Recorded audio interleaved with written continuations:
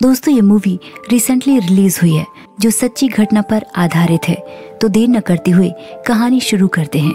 कहानी की शुरुआत होती है 1985 से, जहां शाजिया बानो अपने इंटरव्यू में बताती हैं कि ये लड़ाई वो लड़ना नहीं चाहती थी। वो अपने पति अब्बास से बहुत प्यार करती थी। ये लड़ाई उसकी मजबूरी थी और इन 10 सालों में इस पति पत्नी की लड़ाई में देश के 2 हिस्से कर दिए। और यहाँ से बानो अपनी पूरी कहानी सुनाती है, जहाँ पर हमें 1967 का सीन दिखाया जाता है, जहाँ बानो का निकाह अब्बास के साथ हुआ था। वो दोनों एक दूसरे से बहुत प्यार करते थे। अब्बास ने शादी के बाद बानो को रानी की तरह रखा। उसे उस घर में किसी चीज की कमी नहीं थी। अब्बास एक बहुत अच्छा वकील था। इनकी जिंदगी में सब कुछ ठीक चल रहा था। लेकिन एक दिन बानो के साथ उनके पड़ोसी ने गार्डन में बदतमीजी की, तो अब्बास ने वो गार्डन उसी वक्त लीगली बानो के नाम कर दिया। 1.5 साल के बाद बानो ने एक बच्चे को जन्म दिया और अब्बास ज्यादा से ज्यादा हार्डवर्क करना शुरू कर दिया। उसका घर आना भी कम हो गया था। वो बस बानो से फोन पर बात किया करता। बानो काम के प्रेशर को समझकर धीरे धीरे इनकी लाइफ में आई चेंजेस को एडजस्ट करती रही। और फिर कुछ वक्त के बाद बानो को दूसरा बच्चा भी हुआ। लेकिन अब्बास का बिजी रहना अब और भी ज्यादा हो गया था। उन दोनों में दूरियां बढ़ती जा रही थी। उनके फोन पर कभी कभी बातें होती थी, लेकिन अब तो वो भी बंद हो गई। जब बानो उसे कॉल करती तो अब्बास उसका फोन भी नहीं उठाता था। इस तरह कुछ दिन बीते। एक दिन अब्बास ने फोन उठाया और वो भी उसे धमकी देने के लिए कि आगे से यदि उसने फोन किया तो वो घर की वायर काट देगा और फिर वो अपने माँ बाप से भी बात नहीं कर पाएगी। इससे पहले कि उनके बीच कुछ बात होती, अब्बास 3 हफ्तों के लिए पाकिस्तान चला गया। उसे अक्सर वहाँ अपनी प्रॉपर्टी के केस के लिए जाना पड़ता है। बानो इस वक्त फिर से प्रेग्नेंट थी। वो बानो के इस बारे में भी बताकर नहीं गया था। उसे अपने परिवार वालों से ही पता चला था कि अब्बास पाकिस्तान गया हुआ है, वो भी 3 हफ्तों के लिए। लेकिन 3 हफ्ते भी गुजर गए और अब्बास 3 महीने के बाद वापस इंडिया आया।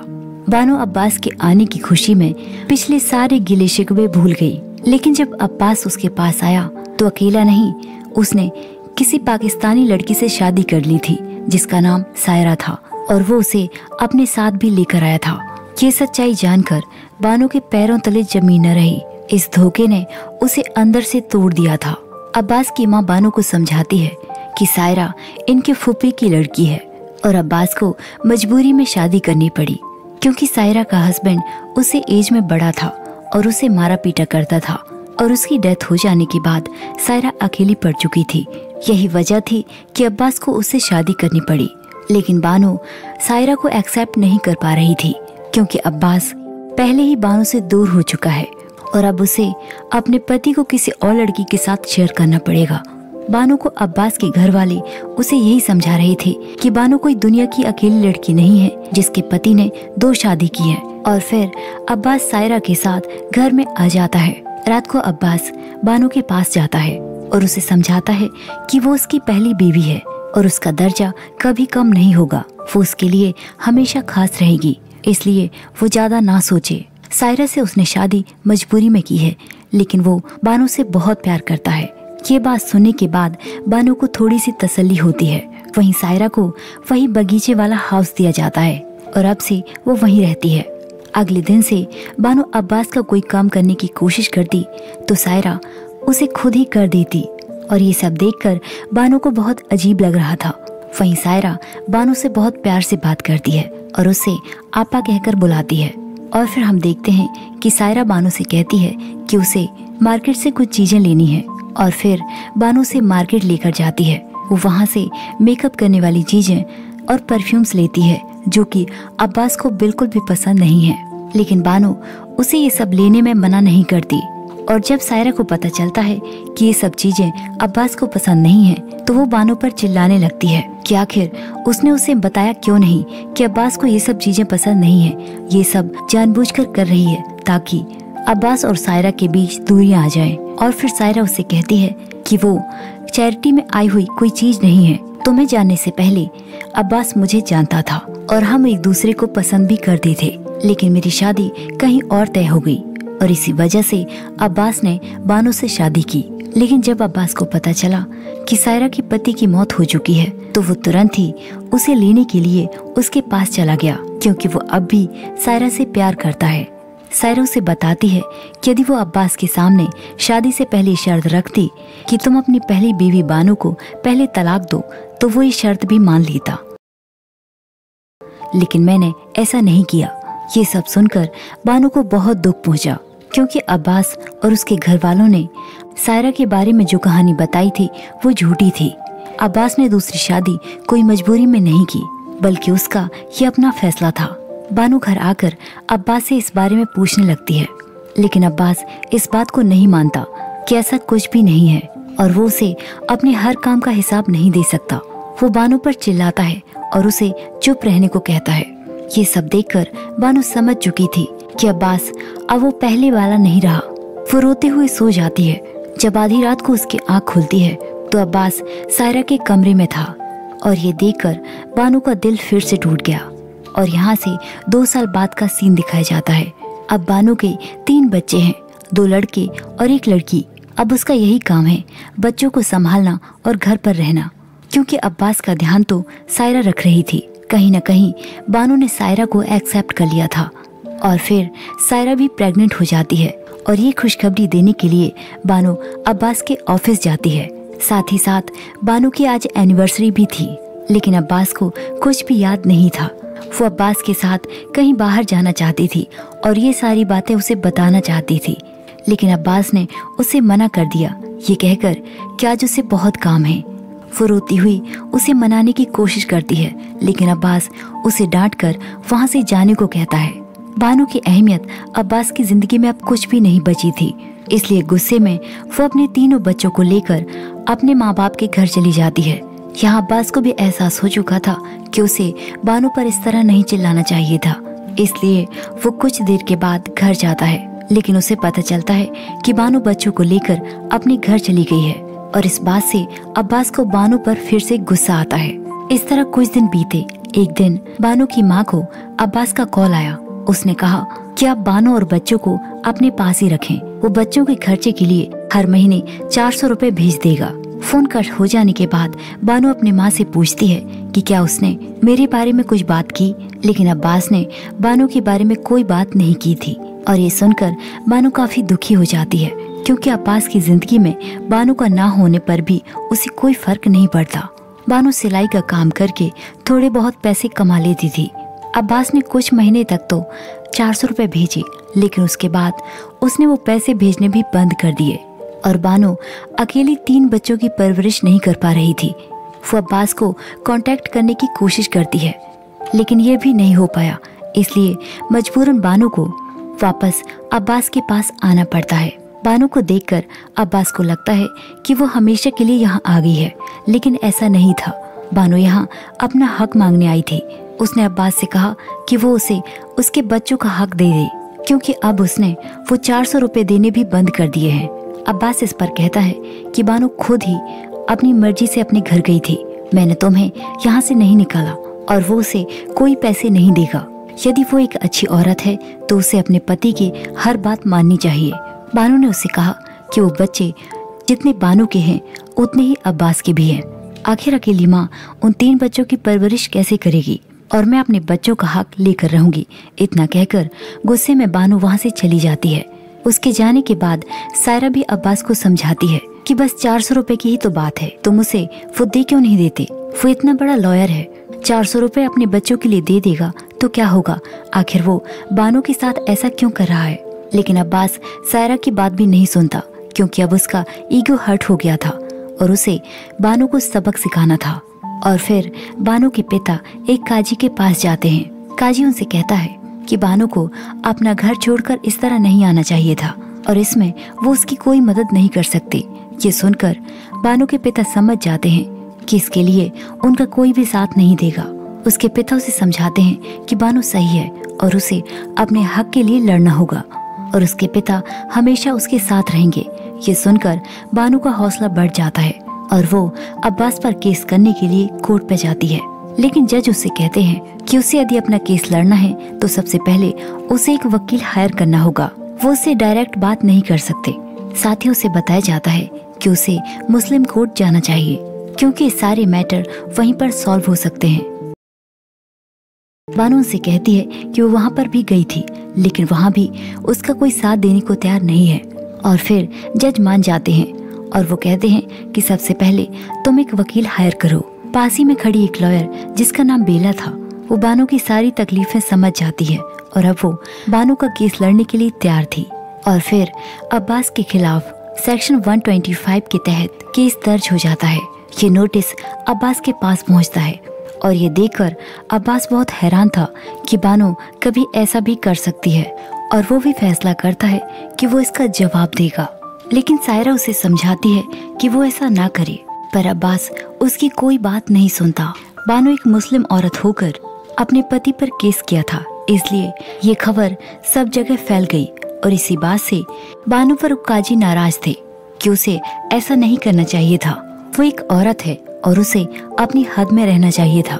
ये सुनकर बानो से कहती है कि उसने भी कुरान पढ़ा है और वो जानती है कि उसके हक क्या हैं। वो अपने बच्चों के हक के लिए लड़ रही है ताकि बच्चों को एक ब्राइट फ्यूचर दे सके। और कुरान में औरतों को भी हक दिए गए हैं और मर्दों को भी अपनी लिमिट बताई गई है, लेकिन इस बारे में औरतों को नहीं बताया जाता ताकि वो चुप रहकर सब कुछ सहती रहे। और फिर अब्बास के घर वाले बानो को अपने पास बुलाते हैं। अब्बास की माँ भी उसे समझाती है कि बानो को इस तरह से कोर्ट नहीं जाना चाहिए था। यह हमारे घर की बात थी और ये मसला यहीं पर हल हो सकता था। लेकिन बानो के पास दूसरा और कोई रास्ता बचा ही नहीं था। कुछ देर के बाद अब्बास भी वहाँ पर आ जाता है। वो मुस्कुराते हुए बानो से कहता है कि उसने जो किया तो किया, लेकिन अब वो उसका जवाब देगा। ये कहते हुए बानो को 3 बार तलाक देता है, वो भी एक ही सांस में। और साथ ही साथ उनके मेहर की जो 2000 रकम थी वो भी वो बानो को दे देता है। बानो ये सब देखकर हैरान थी क्योंकि उसने कभी नहीं सोचा था कि उसका ये पति एक झटके में रिश्ता खत्म कर देगा। साथ ही साथ अब्बास उसे कहता है कि बानो सेक्शन 127 के तहत उस पर केस तब कर सकती थी जब तक वो उसकी बीवी थी, लेकिन अब वो उसकी बीवी नहीं रही। उसने उसे तलाक दे दिया और साथ ही साथ वो मेहर की रकम भी दे चुका है। उस पर बानो की कोई जिम्मेदारी नहीं रही। बानो अंदर से टूट चुकी थी। इस बारे में बात करने के लिए वो बेला के पास जाती है। बानो से बताती है कि अब्बास ने उसे गलत तरीके से तलाक दिया है क्योंकि कुरान में लिखा गया है कि किसी को तलाक देने से पहले उसे 3 महीने का टाइम दिया जाता है और फिर दोनों परिवार वाले मिलकर बात करते हैं। इसके बाद यदि हस्बैंड वाइफ चाहते हैं तो तलाक होगा, लेकिन ऐसा कुछ भी नहीं हुआ। बेला उससे कहती है कि यदि ऐसा है तो तुम्हें चिंता करने की कोई जरूरत नहीं है। यदि अब्बास ने सही तरीके से तलाक नहीं दिया तो तुम उस पर केस कर सकती हो और इसका मतलब है कि तुम्हारा डिवोर्स नहीं हुआ, तुम अब भी उसकी वाइफ हो और तुम्हारे बच्चों के खर्चे के लिए अब भी अब्बास को पैसे देने होंगे। ये सुनकर बानो को फिर से एक उम्मीद मिलती है और उनका केस फिर से शुरू हो जाता है, जहां अब्बास का कहना था कि वो बानो को तलाक दे चुका है और उस पर बानो के बच्चों की कोई जिम्मेदारी नहीं है। बानो ने कोर्ट में कहा कि कुरान में लिखा गया है कि तलाक देने से पहले पति को पत्नी को पहले बताना चाहिए और आपस में 2 परिवार को बात करना चाहिए। साथ ही उसे दूसरी शादी करने से पहले भी अपनी पहली बीवी को बताना चाहिए था, लेकिन अब्बास ने ऐसा कुछ भी नहीं किया। बानो की सारी बातें सुनकर अब्बास खामोश हो जाता है। उसके खिलाफ बोलने के लिए अब्बास के पास कुछ भी नहीं था। वहीं बेला बताती है कि कुछ साल पहले ताहिरा नाम की लड़की का भी तलाक हुआ था। उसके पति को ताहिरा को लाइफ टाइम मेंटेनेंस देना होगा और ये बात उसने मानी भी थी और उसी तरह अब्बास को भी बानो को पैसे देने होंगे। और फिर जज फैसला करते हैं कि अब्बास को बानो को 122 रुपए हर महीने देने होंगे। ये जानते हुए कि पैसे काफी कम थे, लेकिन बानो इसके लिए तैयार थी क्योंकि उसने अपने हक के लिए लड़ाई की थी और वो ये केस जीत चुकी थी। और यहाँ में पता चलता है कि अब्बास जानबूझकर खामोश हो गया था ताकि ये केस सुप्रीम कोर्ट तक जाए, क्योंकि जो लड़की ताहिरा थी उसके मेंटेनेंस के पैसे का फैसला सुप्रीम कोर्ट में दिया गया था और अब्बास इस फैसले को चैलेंज करना चाहता था। और अब्बास ये केस जानबूझकर हार गया था क्योंकि जो केस जीत गया है वो सुप्रीम कोर्ट में केस अपील नहीं कर सकता और अब्बास हार गया था और अब वो सुप्रीम कोर्ट में अपील कर सकता है। बेला ने अब्बास से कहा कि वो केस लड़ने के लिए तैयार है। वहाँ बानो जो सिलाई का काम करती थी, अब लोग उसके पास काम भी नहीं करवाते, क्योंकि लोगों का मानना था कि जो बानो कर रही है वो सरासर गलत है। वो अपने मजहब के खिलाफ जा रही है, इसलिए लोग उसके घर पर हमला करते हैं और बानो का यहाँ रहना बहुत ज्यादा मुश्किल हो गया था। अब वो अपने परिवार को और ज्यादा खतरे में नहीं डालना चाहती थी, इसलिए उसे याद आता है कि अब्बास ने बगीचे वाली जमीन उसके नाम की थी, जहाँ पर उनका आउट हाउस था। इसलिए बानो अपने बच्चों के साथ वहाँ पर चली जाती है। अब्बास उसे रोकने की कोशिश करता है, लेकिन अब वो कुछ भी नहीं कर सकता था, क्योंकि उसने खुद ही ये जमीन बानो के नाम की थी। ये सब देखकर सायरा अब्बास को समझाती है कि वो सुप्रीम कोर्ट में अपील ना करे, लेकिन अब्बास उसकी कोई बात नहीं सुनता। और फिर सायरा बानो के पास जाती है। वो उससे पूछती है कि आखिर वो ऐसा क्यों कर रही है। बानो ने उसे बताया कि जब तुम शादी करके मेरे घर आई तो मैंने तुम्हें एक्सेप्ट कर लिया था। सायरा ने उसे बताया कि अब्बास के घर वालों ने तुमसे ये सच्चाई छुपाई थी कि मेरी और अब्बास की शादी हमारी मर्जी से हुई है, लेकिन मैंने तुम्हें सच बताया, वो इसलिए ताकि तुमसे कुछ छुपाया न जाए, और जो इज्जत मैं डिजर्व करती हूँ वो तुम भी। बानो ने उसे बताया कि वो इसलिए ये सब कर रही है क्योंकि उसे भी इज्जत मिले। वो अब्बास से बहुत प्यार करती थी, लेकिन प्यार काफी नहीं होता, रिस्पेक्ट भी जरूरी होती है, और वो इसी के लिए सब कुछ कर रही है। उसकी बात सुनकर सायरा भी सब कुछ समझ जाती है और अब उसे बानो से हमदर्दी है। और इसी बीच बानो के पिता की डेथ हो जाती है। उसके पिता उसका सबसे बड़ा हौसला थे, लेकिन वो बानो के लिख कर गए थे कि बानो अपने हक के लिए जरूर लड़े। दुनिया उसे गलत कहती है, लेकिन वो गलत नहीं है। बानो के बच्चे बड़े हो गए थे, लेकिन वो अपने पिता अब्बास से नफरत करते थे, और ये बात अब्बास को भी अच्छी नहीं लगती थी।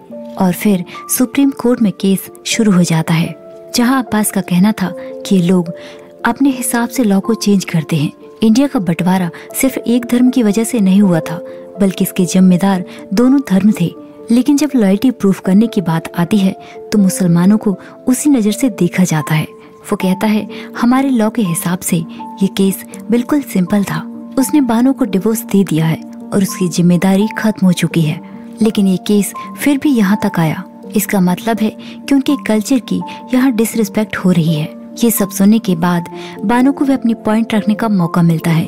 उसने कहा कि हमें बचपन से कुरान सिखाई गई है, उसमें साफ साफ लिखा है कि खुद पढ़ें और खुद सीखें। फिर हमें कोई मौलवी आकर क्यों बताता है कि हमें ऐसा करना चाहिए, और कुरान में ये सब लिखा हुआ है। कुरान में जो लिखा है वो नहीं माना जाता, बल्कि उसे अपने हिसाब से चेंज कर लिया जाता है, और वही नियम औरतों पर थोपे जाते हैं। यहाँ लड़ाई किसी हिंदू मुसलमान की नहीं है, बल्कि उसे अपने हक की लड़ाई लड़नी है। वो एक इंडियन मुस्लिम औरत है, इसलिए कानून को भी उसके राइट्स देने होंगे। वो ये नहीं कह सकते कि तुम्हारा लॉ अलग है। जब कहीं खून होता है तो ये नहीं कहा जाता कि ये केस यहाँ का नहीं है, तुम दूसरी जगह जाओ। ठीक वैसे ही अगर वो एक मुस्लिम है तो क्या हुआ। साथ ही वो बताती है कि उसके पिता ने उसका नाम बड़े प्यार से रखा था। ये नाम अब हर कोई जानता है।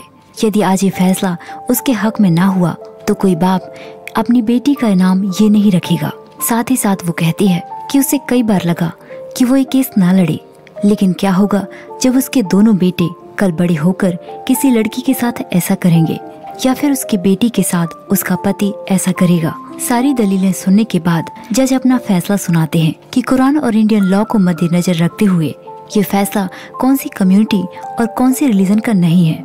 ये लड़ाई एक इंडियन औरत की है और फैसला उसके हक में होना चाहिए। और फिर हाई कोर्ट ने यही फैसला दिया कि जो बानो को 120 रुपए मिलने चाहिए थे वो मिलते रहेंगे, और वो भी पूरी लाइफ टाइम के लिए। ये सुनने के बाद बानो बहुत खुश थी। फाइनली वो सुप्रीम कोर्ट से भी ये केस जीत चुकी थी। भले ही उसे ये हक मिलने में 10 साल लग गए। केस जीतने के बाद बानो लड़कियों को भी कुरान पढ़ाने लगी ताकि उन्हें भी अपने हक पता चल सके। दोस्तों, ये कहानी एक ऐसी औरत की थी जिसने अपने हक के लिए पूरा सिस्टम हिला दिया था। शाहबानो मध्य प्रदेश के इंदौर शहर की रहने वाली एक मुस्लिम औरत थी। उनकी शादी 1932 में मोहम्मद अहमद खान नाम के एक वकील से हुई थी।